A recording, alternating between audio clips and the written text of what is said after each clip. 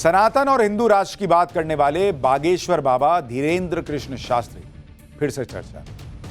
इस बार बाबा बागेश्वर देश से जात पात छुआछूत खत्म करने और हिंदुओं को एक करने के लिए मैदान में उतरे हुए। इसके लिए वो सनातन हिंदू एकता पदयात्रा निकालने जा रहे हैं और 9 दिनों तक चलने वाली इस पदयात्रा के लिए भक्तों में कितना उत्साह है, कैसी तैयारी की जा रही है, एक एक तस्वीर आज आपको डिटेल में दिखाऊं।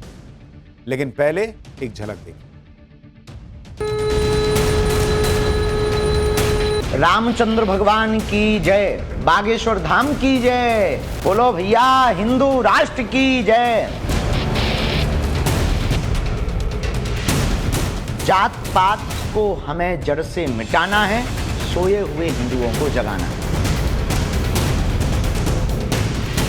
तब भारत के हिंदू कहां जाएं? यही चिंता हमको खाए जा रही है।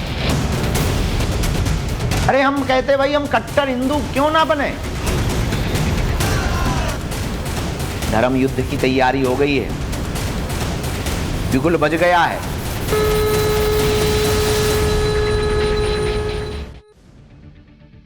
बागेश्वर बाबा कह रहे हैं कि धर्म युद्ध की तैयारी हो गई है, बिगुल बज गया।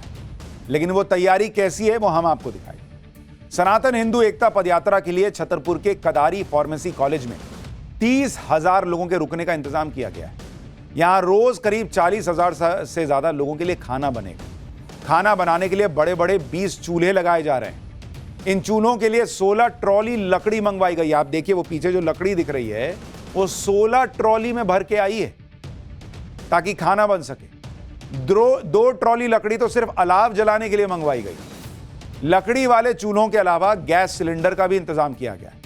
एक दिन में 30 गैस सिलेंडर खाना बनाने के लिए लगेंगे। देखिए सिलेंडर भी रखे हुए हैं। वहीं खाना बनाने के लिए 150 लोगों का स्टाफ भी मौजूद है।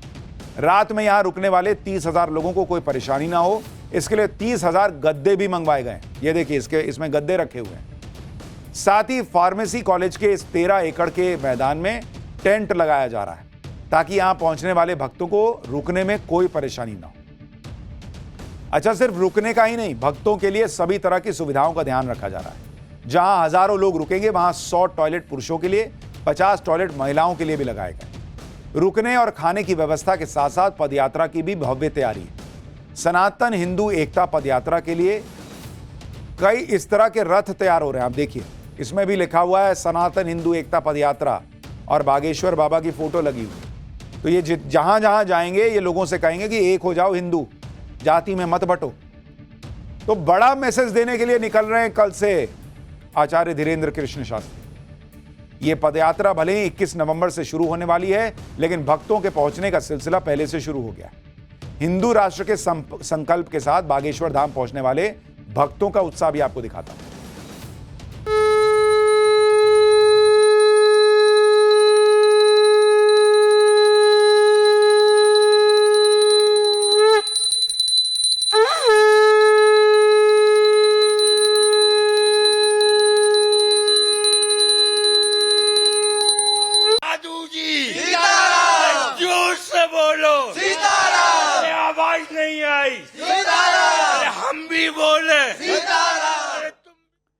बागेश्वर बाबा की यात्रा के लिए तैयारियां आपने देखी, लोग भी उत्साहित हैं।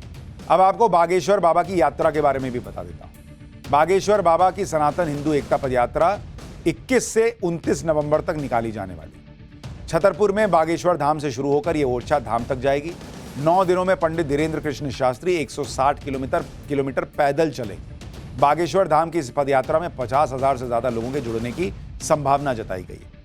यात्रा शुरू होने से पहले बागेश्वर बाबा ने हिंदुओं से सारे भेद भुलाकर एक होने की फिर से अपील की। सुनिए बागेश्वर बाबा। इस देश में 2 जातियां बनानी है हमें, एक अमीर की, एक गरीब की। हमें किसी से लड़ना नहीं है, हमें ताकत भी नहीं दिखानी है, हमें भीड़ भी नहीं जुटानी है। हमें लोगों के अंदर जात पात के जहर को निकाल कर हम सब हिंदू एक हैं, इस विचार को भरना है। इसीलिए भैया धर्म युद्ध की तैयारी हो गई है, बिगुल बज गया है, धर्म ध्वज का पताका लहरा गया है। 21 तारीख से 29 तारीख तक प्रथम बार पहली अपने जीवन में हम पद यात्रा कर रहे हैं, शोभा यात्रा नहीं कर रहे हैं कि आप आओ फोटो खिंचाओ चल दो।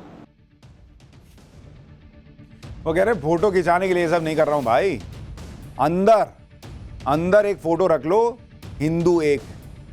पंडित धीरेन्द्र कृष्ण शास्त्री इतने फिट हैं कि वो इस 160 किलोमीटर की यात्रा को बिना रुके भी पूरा कर सकते हैं। उनको 9 दिनों तक यात्रा करने की जरूरत नहीं है, लेकिन इस पदयात्रा में उनके साथ हजारों भक्त भी हों और सभी लोगों तक हिंदू राष्ट्र की बात भी पहुंचानी है। इसलिए यात्रा 9 दिनों तक चलेगी। अब यात्रा का रूट प्लान क्या है वो भी समझिए भाई। मध्य प्रदेश के छतरपुर से अलग अलग जगहों पर रुकते हुए 25 नवंबर को उत्तर प्रदेश के मऊरानीपुर में ये पहुंचेंगे।